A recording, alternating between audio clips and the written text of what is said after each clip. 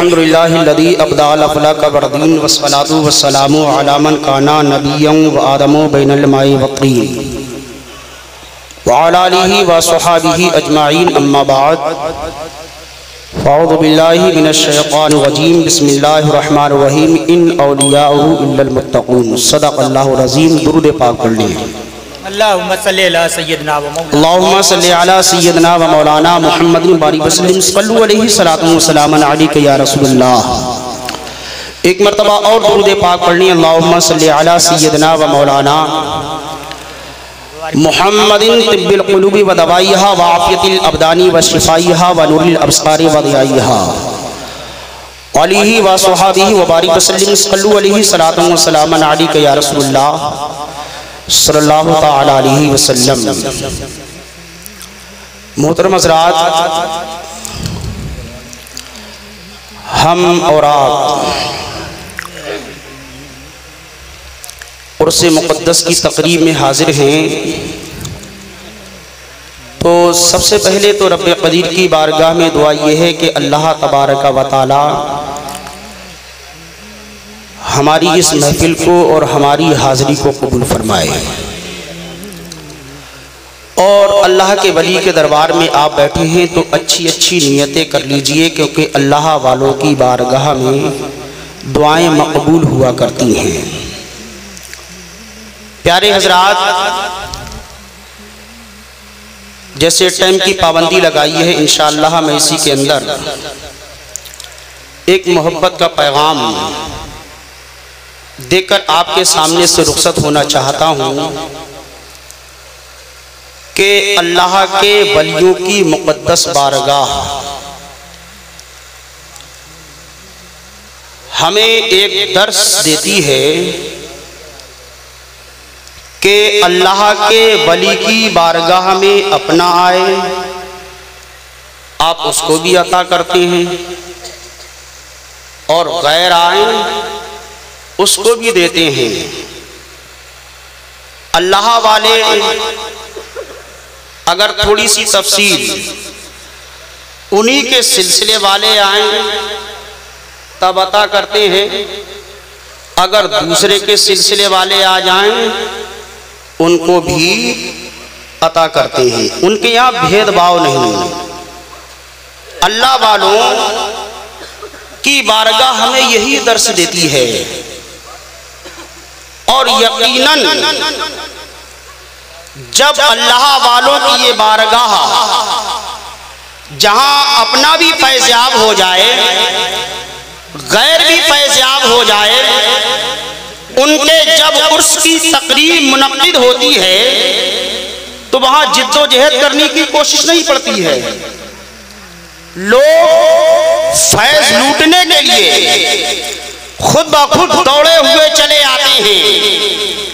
प्यारे हज़रात, ये लोग जो दौड़े हुए चले आ रहे हैं अल्लाह वालों की बारगाह में, ये अल्लाह वालों की बारगाह में जो लोग दौड़े हुए आ रहे हैं, प्यारे हज़रात, कभी आपने गौर किया कि ये अल्लाह वाले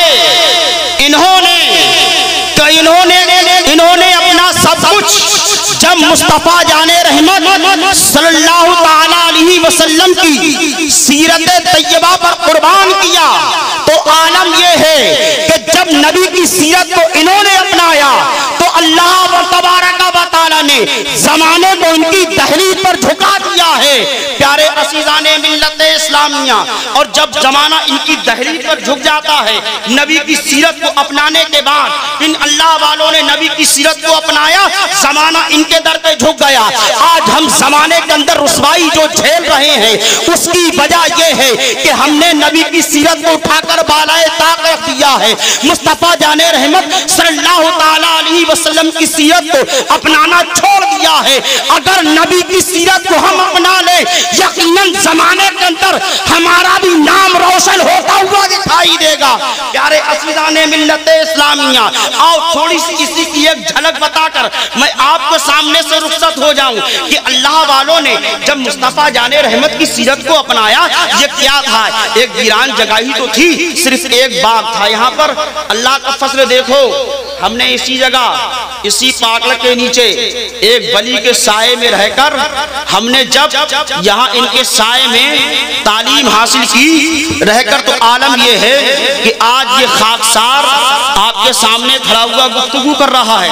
ये अल्लाह वाले का फैज़ ही तो है, ये इनका करम है, आपकी दुआ है बुजुर्गों की, जो आज आपके सामने खड़ा हूँ। प्यारे असीज़ाने मिल्लत इस्लामिया, नबी की सीरत को अल्लाह वालों ने अपनाया, तो अल्लाह वालों ने तो अल्लाह ने इनके अल्लाह वालों का मकाम ऊंचा किया।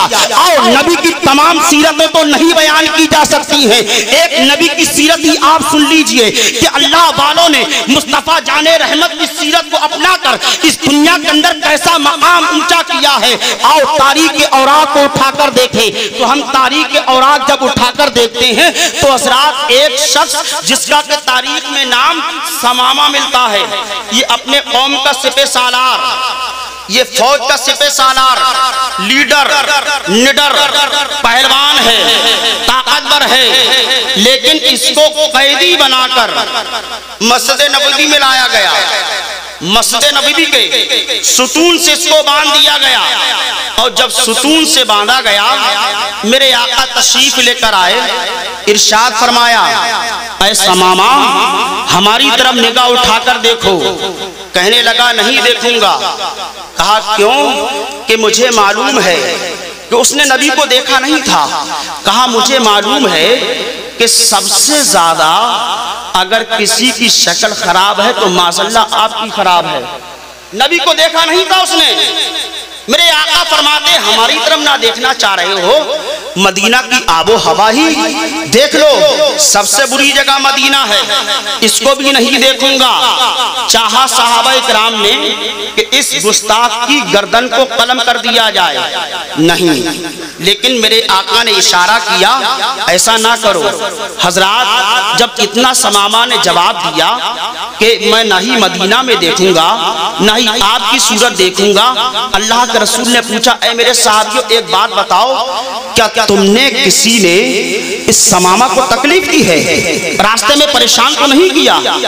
कैदी बनाकर ही लाए हो, कुछ और ज्यादती तो नहीं की? नहीं या रसूलल्लाह, सिर्फ कैदी बनाया, बेड़ियां पहनाई, जहां खाने की हाजत थी खाना पेश किया, पीने की हाजत आई पानी भी पिलाया है, सारी हाजतें पूरी की हैं और लाकर हमने यहाँ बांध दिया है।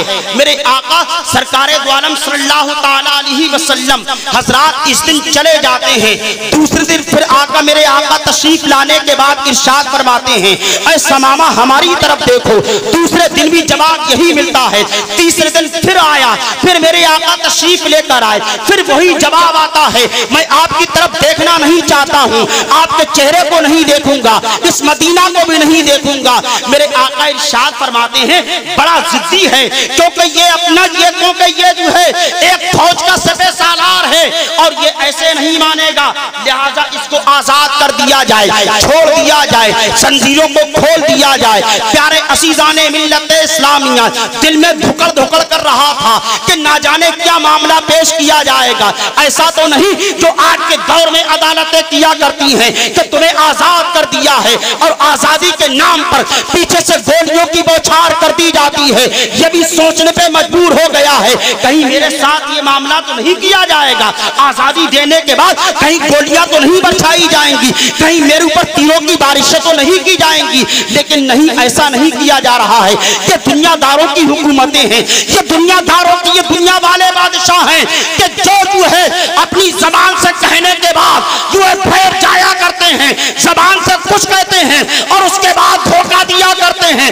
लेकिन ये मेरे नबी की जबान है कि जिस जबान से जुमले निकल जाते हैं तो वो जबान अटल हुआ करती है, कयामत तक वो जुमले बदलने वाले नहीं होते हैं। इसलिए मेरे इमाम ने कहा भी है, हबीबी या रसूलल्लाह, कि वो जबान जिसको सब की कुंजी कहें उसकी नाफिस हुकूमत पे लाखों सलाम, उसकी नाफिस हुकूमत पे लाखों सलाम। मुख्तसर ये प्यारे हजरात आलम ये है, मेरे आका ने आज़ादी का परवाना सुनाया, तो हजरात आज़ादी का परवाना जब सुना तो इसके दिल के अंदर एक ख्याल पैदा हुआ, मैं बड़े बड़े बादशाहों के यहाँ गया हूँ, बड़े बड़े बादशाहों के दरबार में गया हूँ, उनके मिंबरों को देखा है, उनकी मेहराबों को देखा है, उनके रहन सहन को देखा है, उनके मने अंदाज को देखा है। अगर आज मदीने के शहंशाह के दरबार से बगैर इस दरबार को देखे चला गया तो दिल में एक तमन्ना रह जाएगी, काश मदीने के शहंशाह के दरबार को भी देख लिया जाता, काश इस दरबार को भी देख लेता, उसके भी तख्ते ताज को देख लेता, उसका मिंबर कैसा लगा है, उस पर कुर्सी कौन सी है, कितने हीरे जवाहरात जड़े हैं, कितने मोतियां लगे हुए हैं, कितने लोग खिदमत गुजार मौजूद हैं। इस दरबार को भी देख लिया जाए। प्यारे हजरात, यही एक दिल के अंदर ख्याल पैदा हुआ, और जब ख्याल पैदा हुआ तो कसम बादौला शरीक की, जैसे ही उसने निगाह उठाई और उसकी निगाह जब मुस्तफा जाने रहमत पर पड़ी है तो आलम यह है कि बड़ी तेजी के साथ भागता हुआ मदीना के हुदूद तक आया और उतनी तेजी से वापस आया। और जब वापस आया है नबी की बारगाह में खड़ा हुआ है, मेरे आका फरमा रहे हैं, ऐ समामा तुम्हें तो आजाद कर दिया था, चले क्यों नहीं गए?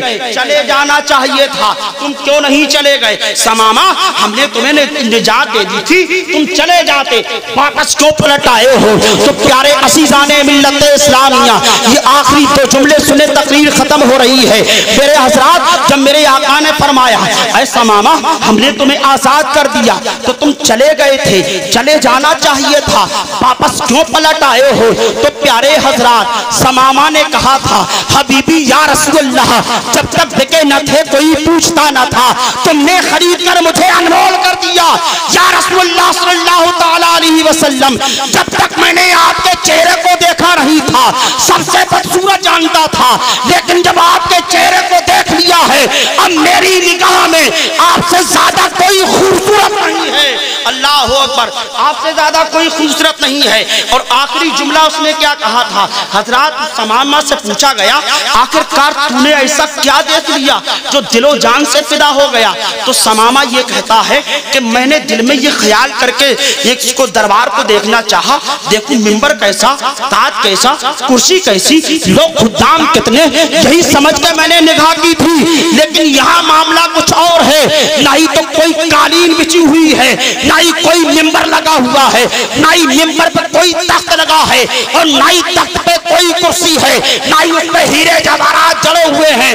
बल्कि मैंने ये देखा था कि वो मदीने का शहंशाह, इसके लिए कोई तख्तो ताज नहीं है, बल्कि मदीना तैयबा है, और मदीना तैयबा में मस्जिद नबवी है, और मस्जिद नबवी की कच्ची जमीन है, मेरे आका उसी जमीन पर तशरीफ फरमा है। अल्लाह अकबर, उस जमीन पर तशरीफ फरमा है। और गुलामों का अदब ये है, गुलामों की शान ये है, अगर आका सरकारे दो आलम सल्लल्लाहु तआला अलैहि वसल्लम अगर वुजू कर रहे हैं तो पानी का कतरा नीचे नहीं गिरने देते हैं, उठाकर चेहरों पे मल लेते हैं। सोचने पे मजबूर हो गया कि या रसूलल्लाह, मैं तो समझ रहा था आलीशान मिंबर होगा, लेकिन यहाँ आलीशान मिंबर नहीं है, कच्ची जमीन पे बैठे हुए, कोई फर्श नहीं, कोई तख्तो ताज नहीं, कोई कुर्सी नहीं है।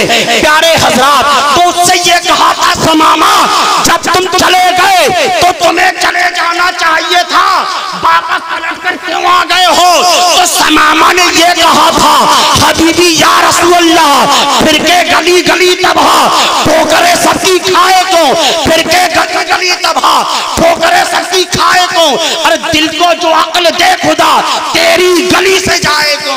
या रसूलल्लाह, जब तक देखा नहीं था तो यही दिल करता था आपके दरबार में रहूं। नारे तकबीर, नारे तकबीर, नारे रिसालत, शायर अहले सुन्नत आली जनाब मकबूल शहदा, नारे तकबीर। बस हजरात, तकरीर खत्म हो रही है।